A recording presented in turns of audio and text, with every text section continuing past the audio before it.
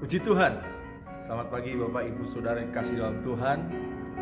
Kita akan sama-sama kembali belajar akan firman Tuhan yang kita sama-sama baca di dalam 2 Raja-Raja pasal yang ke-10 ayat 30 dan 31. Demikian firman Tuhan. Berfirmanlah Tuhan kepada Yehu, oleh karena engkau telah berbuat baik dengan melakukan apa yang benar di mataku, dan telah berbuat kepada keluarga Ahab tepat seperti yang dikehendaki hatiku, maka anak-anakmu akan duduk di atas tahta Israel sampai keturunan yang keempat. Tetapi Yehu tidak tetap hidup menurut hukum Tuhan Allah Israel.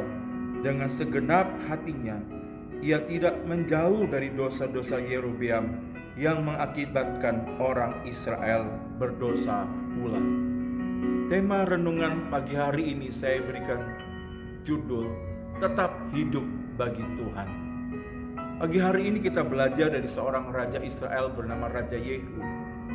Di ayat 30 Tuhan berfirman dan Tuhan menyampaikan satu pujian kepada Raja Yehu, karena raja ini sudah melakukan tepat seperti apa yang Tuhan kehendaki. Apa yang diperbuat oleh Raja Yehu? Yaitu dia membinasakan para dewa Baal. Baal artinya adalah Tuhan yang menjadi dewa-dewa di tanah Kanaan. Dan ini ditentang oleh nabi-nabi dalam perjanjian lama. Dan Raja Yehu menumpas habis, membunuh semua pengikut-pengikut Baal. Dan itulah yang menyenangkan hati Tuhan. Tetapi apa yang terjadi di ayat 31, Tuhan juga mengatakan di situ bagaimana Yehu tidak tetap hidup menurut apa yang Tuhan kehendaki. Yehu tetap membiarkan ada dosa yang terjadi dalam kehidupannya. Betul, dia menghancurkan semua Baal, tapi ada satu dosa yang dia biarkan, yaitu dosa Yerobeam. Apa itu dosa Yerobeam? Yaitu dosa di mana bangsa Israel menyembah anak lembu emas di Baal dan di Dan. Dan inilah yang terjadi, sehingga membuat orang Israel juga jatuh dalam dosa. Bapak Ibu Saudara kasih dalam Tuhan, apa yang bisa kita pelajari dalam kehidupan kita lewat renungan ini? Yesus pernah mengatakan dalam Matius 15 ayat yang ke-8, mereka beribadah kepadaku, tetapi hatinya menjauh daripada Tuhan. Dan ini juga menjadi perenungan dalam kehidupan kita. Sepertinya kita juga menjadi seorang yang telah giat dalam beribadah, kita aktif dalam pelayanan, sudah terlibat dalam segala apa yang Tuhan kehendaki, apa yang jadi perintah Tuhan kita sudah laksanakan. Saudara mungkin sudah membayar perpuluhan, saudara sudah giat melakukan segala apa yang menjadi kehendak Tuhan dalam hidup saudara. Tetapi bagaimana kita lihat di sini juga tidak menutup kemungkinan ternyata kita juga masih membiarkan hati kita dicemari oleh dosa. Hati kita masih melakukan hal-hal yang tidak berkenan di hadapan Tuhan. Sungguh ini sangat disayangkan, saudara. Mungkin renungan ini datang dalam kehidupan kita, tidak menutup kemungkinan ini juga bisa terjadi dalam kehidupan kita. Saudara, seringkali juga kita mungkin sebagai pelayan Tuhan, saudara sebagai ketua wadah, saudara sudah menyampaikan firman Tuhan, tetapi kenyataannya hidup kita, hati kita masih dikuasai oleh keinginan-keinginan daging. Biarlah ini menjadi satu renungan buat saudara dan saya. Saya diingatkan oleh firman Tuhan juga pagi hari ini, saudara. Karena apa yang terjadi dengan Yehu pada akhirnya, Hosea pasal 1 ayat yang keempat, di sana firman Tuhan dengan tegas, pada akhirnya Allah menghukum keluarga Yehu. Saudara yang dikasih dalam Tuhan, mari kiranya pagi hari ini hidup bagi Tuhan adalah tetap menjaga hati kita. Jangan membiarkan hal-hal apapun yang bisa mencemari kehidupan kita, yang bisa membuat hati Tuhan didukakan, saudara. Yang membuat hati Tuhan hari-hari ini sepertinya, ya saudara, apa yang kita lakukan sebenarnya adalah baik, tetapi pada akhirnya kita tidak juga seperti Yehu, tidak menjaga hidup kita, hati kita tetap melakukan apa yang kehendak Tuhan.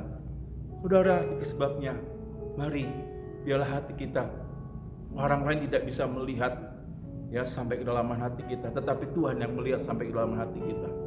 Biarlah pagi hari ini dijauhkan dari kita semua, hati kita benar-benar di hadapan Tuhan, benar-benar hati yang menyenangkan hati Tuhan. Saudara, kita tidak bisa hidup dengan topeng. Di depan sepertinya kita kelihatannya baik, tetapi di hadapan Tuhan, Tuhan masih melihat ada sesuatu yang belum diselesaikan. Masih ada sesuatu yang di hadapan Tuhan yang perlu dibereskan. Dan sekiranya itu ada pagi hari ini, mari. Roma pasal 2 yang keempat dikatakan, Tuhan masih memberikan kesempatan. Biarlah kemurahan Tuhan itu membuat kita bersatu perdobatan. Hari-hari ini saudara, di tengah-tengah situasi di mana terlebih lagi kita tidak punya waktu untuk beribadah, tapi biarlah ini jangan membiarkan hati kita menjauh dari Tuhan. Tapi sekali lagi, tetaplah hidup bagi Tuhan.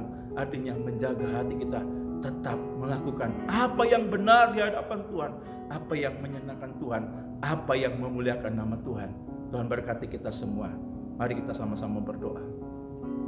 Terima kasih Bapa dalam sorga. Kami belajar dari pelajaran Raja Yehu.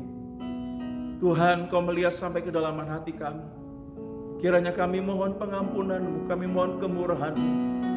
Ada banyak kali kami juga seringkali Tuhan mengalami seperti yang dialami Raja Yehu. Kami sudah aktif, kami banyak beribadah, kami sudah melakukan apa yang menjadi kehendak Tuhan.